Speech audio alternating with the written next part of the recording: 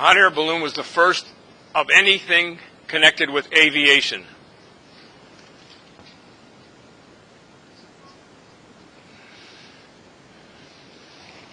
And the Montgolfier brothers. I've highlighted in red the items that I want you to pay particular attention to, but in the meantime, we're going to also cover each one of those individually, but not in much detail, because I don't want to get you wrapped up in as much detail as getting an overview. For example, I'll show you the next few slides. So you see what I mean? There are 4 pages of these, and what you need to do is you need to get a sense for yourself of a general progression of aviation since you started in this course in October. And the exam, the final exam, is going to reflect my need to bring you into an area where you are surveying a course and you have a pretty strong idea of the general progression. And the progression would have to do with not only people in there first, but also aviation in general, right? You can sit there and you can talk about it and you'll say, well, balloons first, then dirigibles, then what after that? Blimps, zeppelins, and then after that, very basic airplanes, gliders, then powered aircraft, then Wright brothers. Then after that, you had Curtiss and the Wrights fighting one another. Meanwhile, people were doing all kinds of things in Europe, while people in America sat around waiting for the patent office to issue a patent. Then World War I came along. That increased aviation. Then there was a period between aviation in World War I and World War II. In that period of time, people weren't doing anything other than they were trying to set records, build better airplanes, faster airplanes, bigger horsepower engines. Then World War II came along, and then you had military aircraft, and that was the progression of military aircraft was really significant. So if we go back here and we follow the red ideas, first military balloon used in combat. Okay. But does anybody remember who used it? Napoleon. Right. Exactly. So, is that really important? Not in my opinion, because I'm more concerned about the fact that the balloon was the forerunner of aviation in general, not that it was the forerunner of things to kill people with, but it was the forerunner of something that I love, and that's aviation. I don't necessarily like aviation in war, but I do like the kind of aircraft that were designed like the P-51 or the U-2 or the SR-71, those kind of aircraft that were pushed rapidly by the fact that we were trying to avoid war. So, from 1783 to 1903, a lot of things happened. They were slowly moving away from a balloon to the idea that maybe man could fly with something more substantial than just a balloon, where you could actually get in it, control it, power it, man it, and then sustain it. And those are the 4 categories that the Wright brothers were the ones to achieve notoriety, because that's exactly what they did. And anybody before that, they might have done 3 of the 4, some combination of the 3 of the 4, but in 1903, the Wright brothers were the first to really get out there and get into an aircraft that they had designed over a long period of time, 7, 8, 9 years of development, and they were able to achieve all of those. So the first man-controlled, powered, sustained flight of a heavier-than-air aircraft by the Wright brothers really then was a major step up in aviation. Wasn't the first, wasn't the last. A lot of things happened before that, a lot of things happened after that. But they were definitely the milestone of what we consider to be pretty much what we think of as aviation. Yes, there are certainly hot air balloons still flying today, but that's more now of a sport rather than any kind of a sustained commercial venture. Except, of course, the Thanksgiving Day parade, right? Wasn't that filled with balloons? Anybody watch that on television? Nobody watched it on television, okay? What, was it during the day? Oh, yeah, sure, it was during Thanksgiving, so you were home or eating turkey or something, right? Okay, so nobody watched it. Anyway, they were full of hot air balloons, weren't they? Hot air? Right? Well, what was powering the balloons? Helium. Sure. Hot air balloons, are they still flying? Where? Where? And where else? Clovis. Clovis puts up hot air balloons nearly every weekend in the late fall because the air is cold and the air is usually pretty calm when they put up balloons. So on the weekends, or even during the week, there are at least 3 or 4 companies that I know of that put up hot air balloons out of Clovis and then drift wherever. So hot air balloons are still being used, so are helium. Helium in the Thanksgiving Day parade, hot air balloons and whatever. And what other dirigible uses helium? Pardon? Well, but what other named? Well, that's a Zeppelin, but there's no more Zeppelins. This one I'm talking about flies almost every day. Goodyear blimp, right? The Goodyear blimp. Goodyear Zeppelin, Goodyear dirigible, whatever you want to call it. Everybody calls it the Goodyear blimp. And that's helium. And that's every day, and they have multiple of them. I think they have 4 or 5 of them, or maybe more. And they use them mainly for sporting events or large gatherings of people so that they can photograph or videotape from up above. One day we will have commercial satellites that are being owned by civilian contractors that have such powerful videos that they'll take the business away from the Goodyear blimp. But for now, Goodyear blimp is, well, the Goodyear, and there's another one to put up with the Japanese. It's a film company. Anybody remember the name of the film? Pardon? Okay.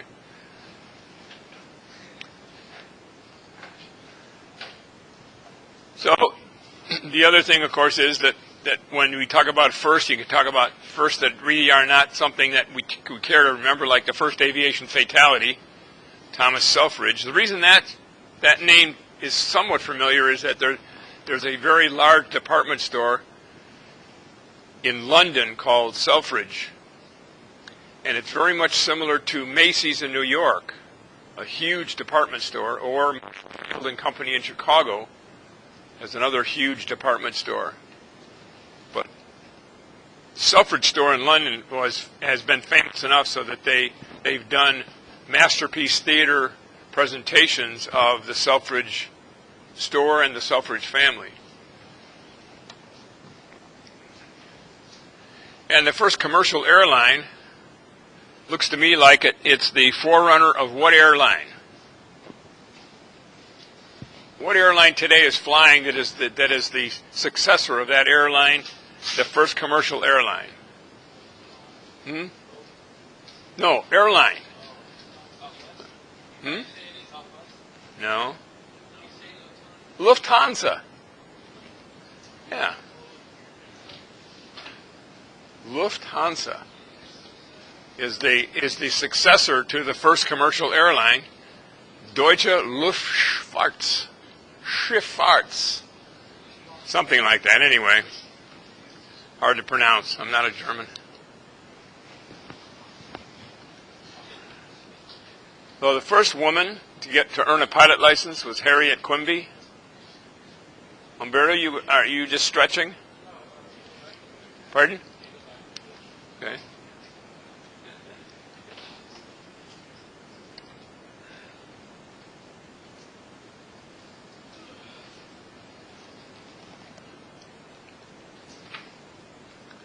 The categories that you may want to begin thinking about are the chapters in your book. There are 10 chapters in the book, and those are the general categories, as they should be, of a textbook as big as the one you have. And of course, before you leave here, on your last day here, that you know you're going to be last day, you need to turn in your book. You need to turn in your textbook. The final exam in this course will be on Thursday, and after that you don't need the textbook, so it will probably be to your benefit to bring the textbook with you on Thursday and turn it in before the class starts. And when you get here, just put it on the table there. No, better yet, see me, because I need to check you off the list I have of the people who have been given textbooks, and I assume that's everybody in the class, correct? Okay. We have you registered in one of our databases. Okay, Harriet Quimby. Unfortunately, not too long after she earned her pilot's license, she died in an airplane crash. But in those days, that was pretty spectacular, because up to that point in time, women were not participating in aviation at all. I think she's the one that obviously got started by showing the world that women were just as good as men when it came to aviation. Unfortunately, I think that we turned around and put the squeeze on women in aviation, and I'm not sure why, but... So the first regularly scheduled airline service, that question had been asked several times, once on a quiz and once on a test in this course.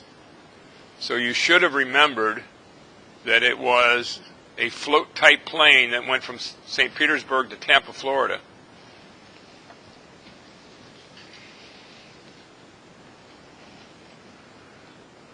So as far as the airmail service is concerned, unless you're a post office fan,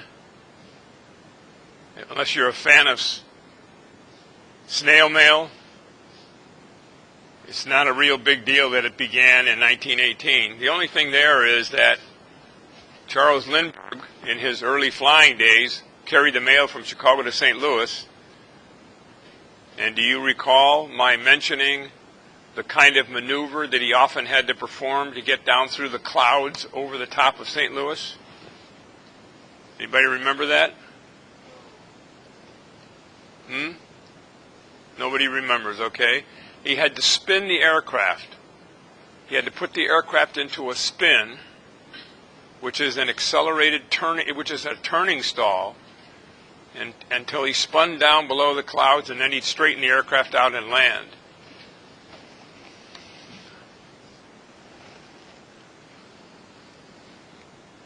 But it was, you may also recall that the first scheduled air service was done by the government.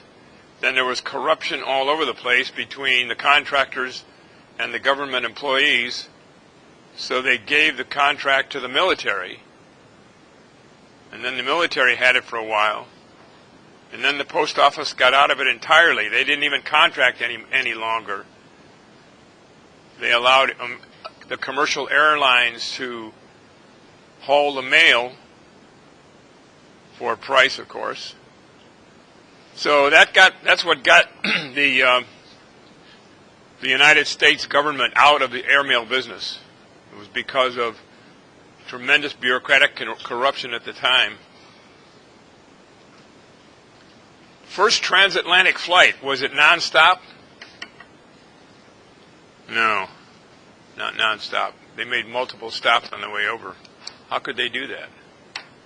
Did they land in the water or did they land on land? Water, right? It's interesting because if you look at Greenland and Iceland, had it not been for the world's aviation, Greenland and Iceland might still be nearly uninhabited.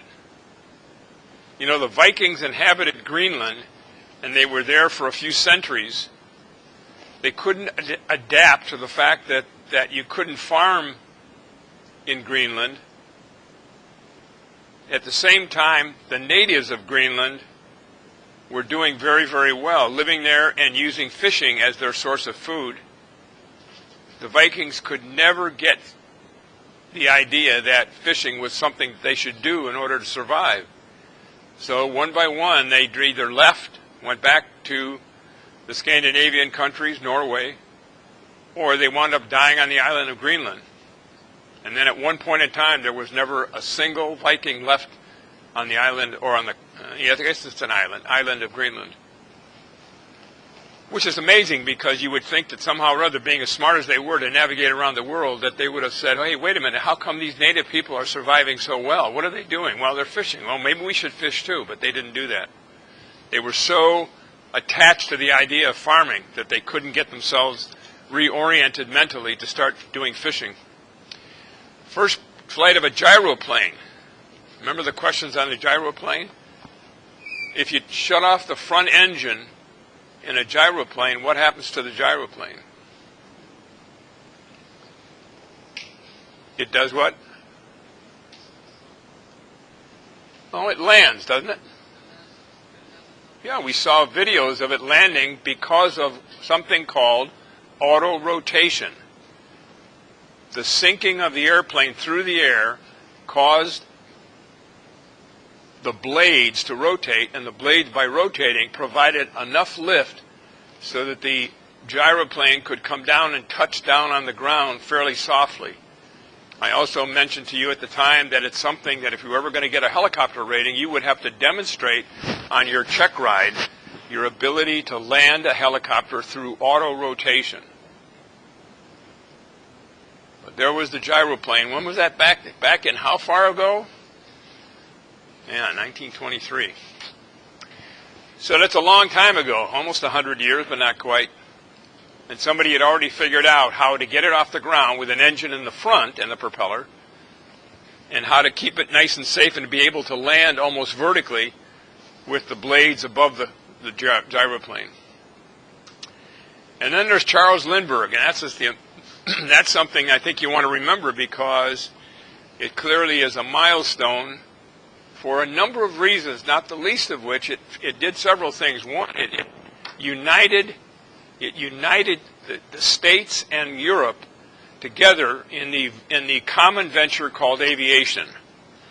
It was a uniting factor between citizens of both continents, both the North American continent and the European continent. It was also proof to the Europeans that the United States was much farther ahead in aviation than anybody thought. So maybe the French government was shocked about the idea that the U.S. had made such great strides in aviation, but the people themselves loved it. And for a long time, France, you may remember, France was skeptical of the fact that people were sending information over to France that the Wright brothers had had many sustained flights.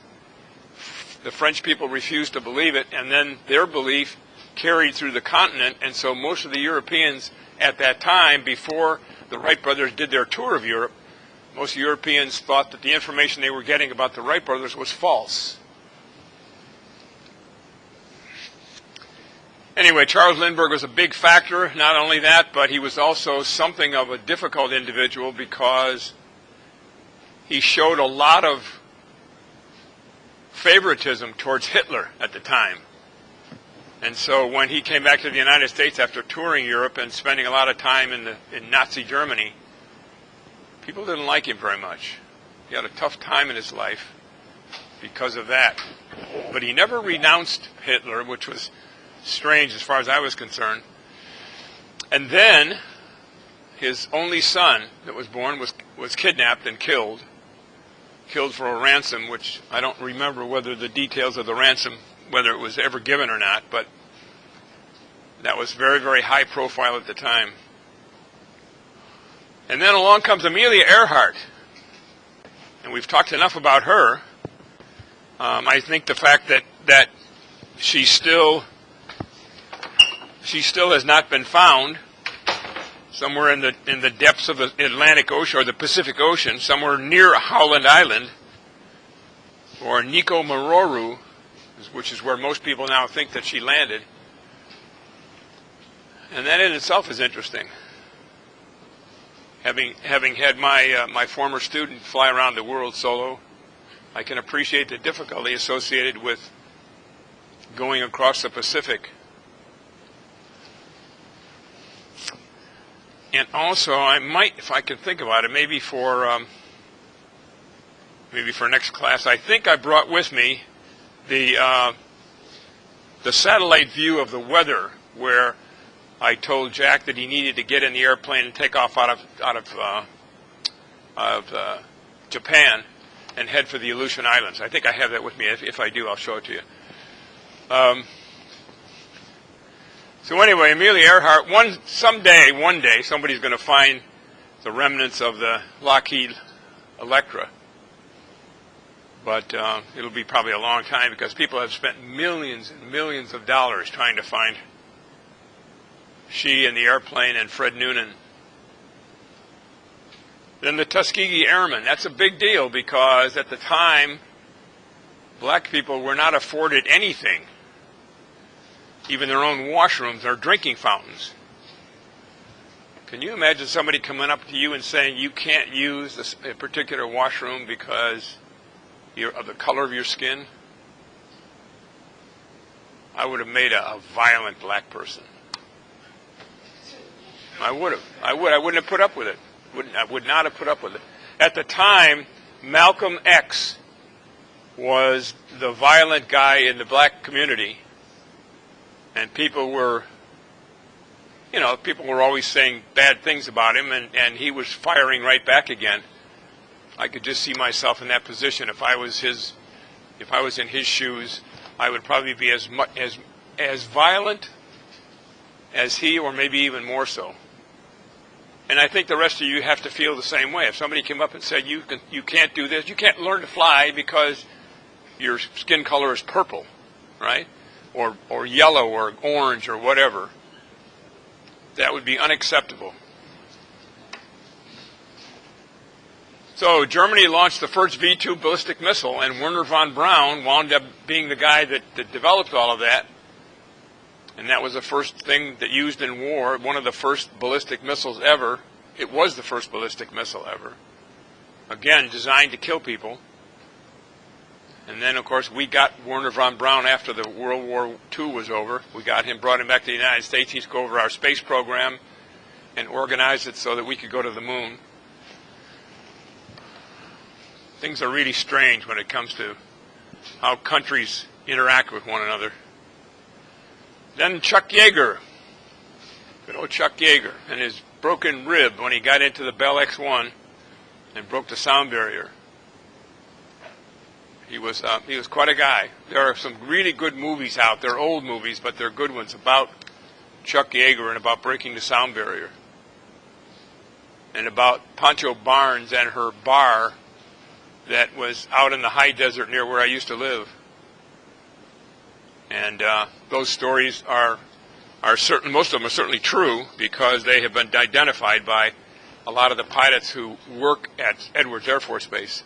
Are you aware that that is the primary worldwide test pilot center?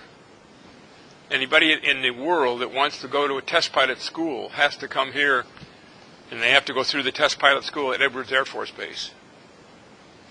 So that's where a lot of the work has been done in high altitude research, speed research, aviation. I'd say majority of it is aviation based. Now there are other things they do there as well, but primarily they develop rockets for moonshots, and they also have that test pilot school. It still goes on today, and one of the things is that in your first year as a test pilot in the school, they take you to Tehachapi. And guess what they make you do for about 3 or 4 weeks? They make you learn to fly gliders. And if you flunk flying gliders, you automatically flunk test pilot school. They will not allow you to continue in test pilot school if you cannot learn to fly a glider. So it's one of those things where the basis of flying should be a glider. Unfortunately, it's not. But it should be, because you really do understand aerodynamics and the ability to maneuver in flight if you're flying a glider, not dependent on what we call an iron thermal propeller. The propeller we call an iron thermal. And then the Berlin airlift is another milestone. And the reason I talk about that, and as I mentioned to you before, my very good friend John Durant, who's 90, I believe now, participated in the Berlin airlift. And they were flying all kinds of things. They were flying coal, and they were flying food. And some of the pilots were dropping candy for the German kids who were lined underneath the approach path. And then they started all doing it. They started attaching little parachutes to packets of candy and throwing them out the window as they were approaching for landing. So if you ever have a chance and you want to read a fascinating story about what went on in that period of time, you should try to get a book on the Berlin airlift. It was an amazing time in life in the Cold War. That was the beginning of the Cold War with Russia, by the way. If you happen to see a question on the exam come Thursday, and it has to do with when was the effective beginning of the Cold War, you may want to remember that it was the Berlin airlift as the result of the Russian blockade of the city of Berlin. And then there was the first commercial service by a jetliner, the de Havilland Comet, and that didn't work out. Why? Does anybody remember why the de Havilland Comet did not work out? Did not work out for England? They thought that they were going to be so far ahead in jet airliner development that they would be the primary aircraft manufacturing company of the world in jet aircraft. And it was a beautiful airplane. The four engines were tucked inside the wing, right near the fuselage. Beautiful plane. Everybody remember what happened? Okay, the windows in the jetliner were square. And when you have square windows and you have a lot of pressure on the inside, remember, an aircraft, a commercial airliner is a flying bomb, isn't it? Because if you pressurize it to something like 8,000 feet, all aircraft are pressurized to a level of about 8,000 feet, even though they're at 35,000 feet or 40,000 feet. The pressure in the airplane is the same as if you were standing at 8,000 feet and breathing normally. And so what was happening was that the compression and decompression as the airplane landed and took off began to develop tiny little cracks at the corners of the windows. And therefore, I think it was like 3 of them that exploded in air, one over Indiana, as I recall, and somewhere else. I don't recall offhand. But anyway, it was a tragedy because it ruined England's chance of being a very, very significant factor in the aircraft production. It was a beautiful plane. The first Victor Airways, we're going to cover that in our class this afternoon after the break. One of the questions on the exam you may remember had to do with Victor Airways. They are lines that only go from VOR to VOR, and they are lined in light blue, and they are marked with a number and a letter. The letter is a V, and the number indicates that unique section of a Victor Airway. So then the Korean War began, and I had a cousin who happened to be in the Korean War. He was a Marine, and they were trapped at what was called the Chosen Reservoir, C-H-O-S-E-N. They were trapped by the Chinese communists in the bitter winter, and a few of them survived. He was one of them. So that was one of those crazy wars that went on, and it's still going on because we have a demilitarized zone in Korea that distinguishes between North Korea and South Korea. And our dear President, Mr. Trump, is trying to figure out a way of getting the Emperor of North Korea to stop doing his nuclear missile tests. He was sure that he had them stopped, and of course, what's his name? I don't remember even the name of the guy who runs North Korea, but Young Un or something like that, right? Sun Young Un. Yeah. So anyway, he decided that he was going to tell Trump, yeah, I'm going to get rid of my missiles. And then he went ahead and continued to develop them.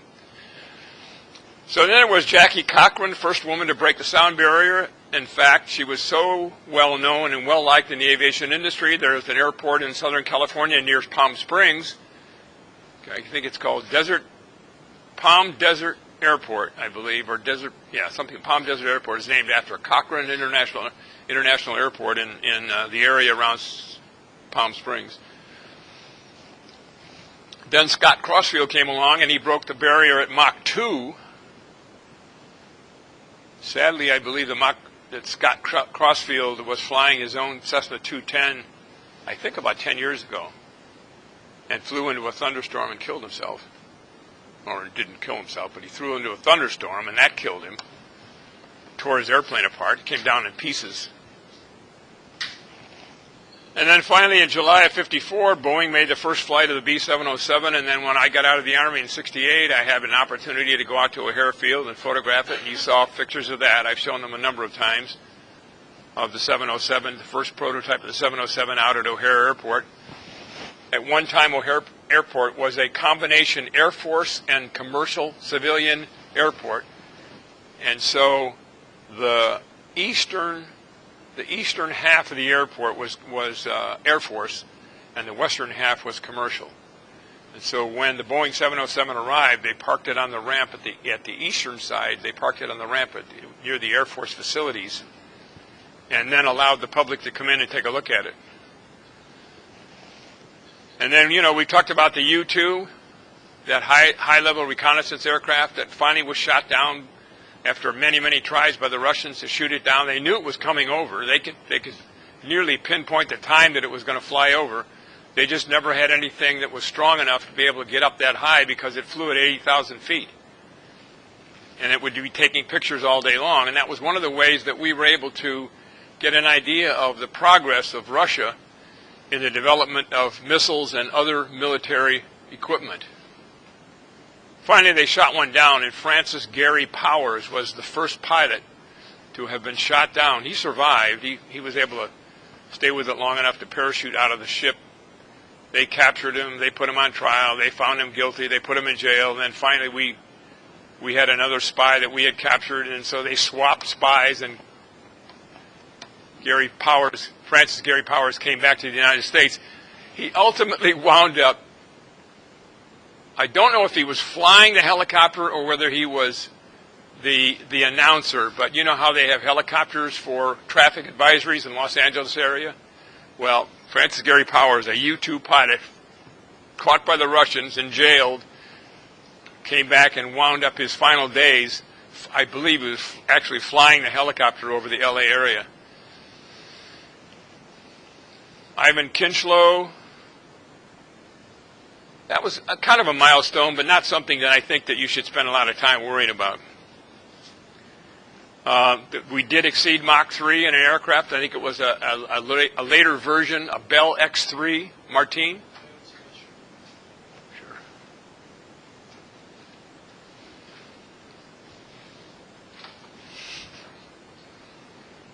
And then, of course, everybody knows about Sputnik because that was on a test as well. What was the first satellite put into orbit? By what country? Russia put it in. It's called Sputnik. Scared everybody in the United States nearly out of their minds.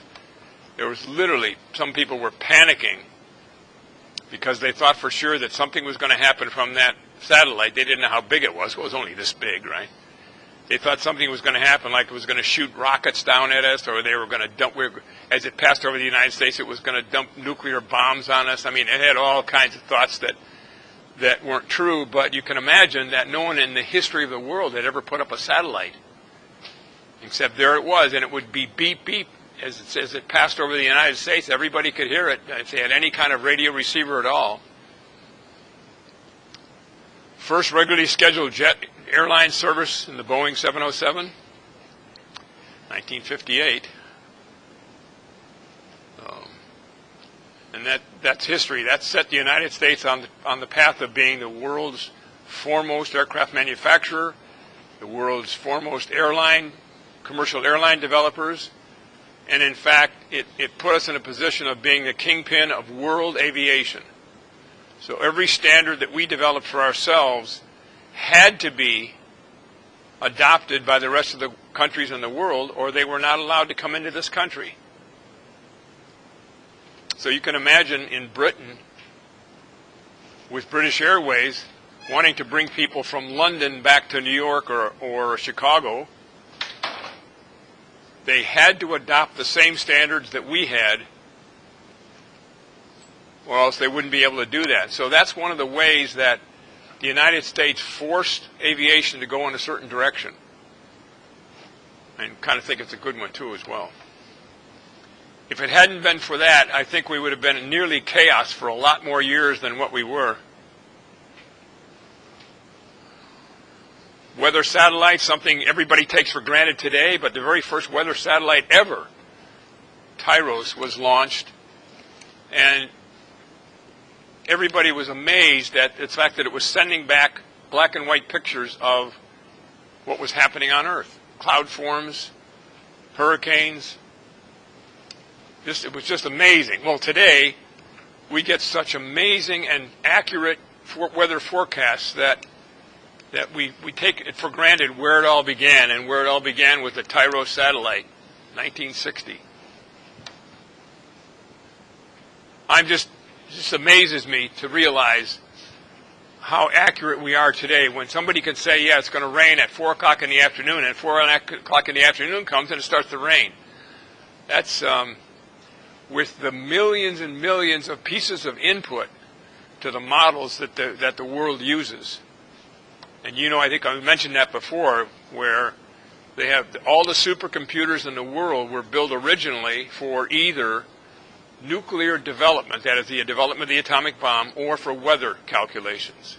And today, those are the two biggest uses. The two biggest uses are nuclear development as well as weather. And it's because the number of inputs into a weather model rank in the millions. Okay, it's 10 after 2. Let's be back here at 2:20. We'll finish this up tomorrow. And tomorrow I will come back with a little categorization of what the final exam is going to look like. Be back at 2:20.